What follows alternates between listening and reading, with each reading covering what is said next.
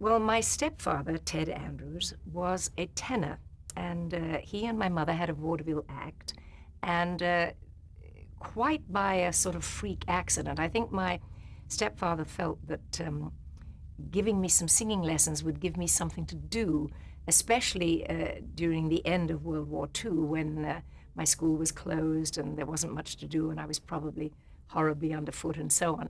So I think it was also an attempt to get to know this new stepdaughter who didn't like him very much at the time. And so he began to give me some singing lessons, and to my mother and my stepfather's surprise, they discovered that I had this really freak young soprano voice. It had 4.5 octave range and was extremely strong. And really, they were quite amazed, I think. And they immediately took me to my stepfather's teacher, who was a fine singing teacher.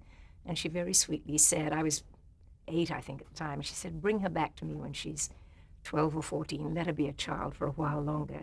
But by the time I was 9, it became obvious that the voice was so strong and so unusual that I really did need good coaching. And so we went back to her, and she agreed to take me on. And she was my teacher for, well, the rest of her life until she passed away. So I had a very, very good teacher who gave me a great technique, and it stood me in very good stead as the years went by.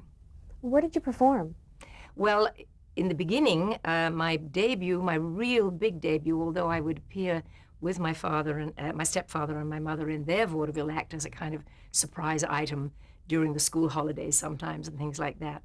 But my real debut was when I was 12 years old, and my first performance was in a London revue.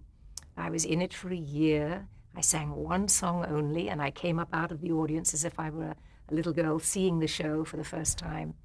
And the night before we opened, the producers thought that this was a very sophisticated revue in London, and they thought a little 12-year-old girl would be ridiculous and not appropriate. And I think they wanted to release me.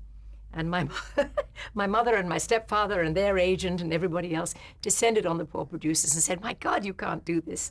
This is the girl's big break," and so on and so forth. So they agreed that if I sang an even more difficult coloratura soprano song, I could stay.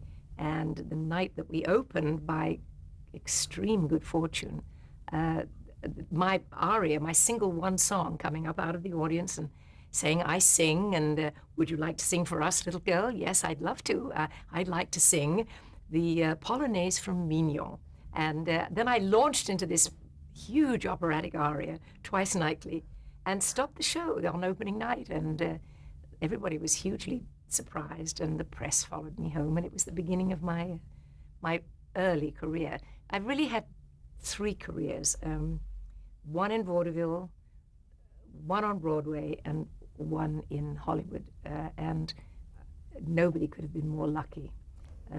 I've had the most phenomenal good fortune all along the way, and it's accompanied by a great deal of hard work and a lot of learning, but I think I've been extremely lucky.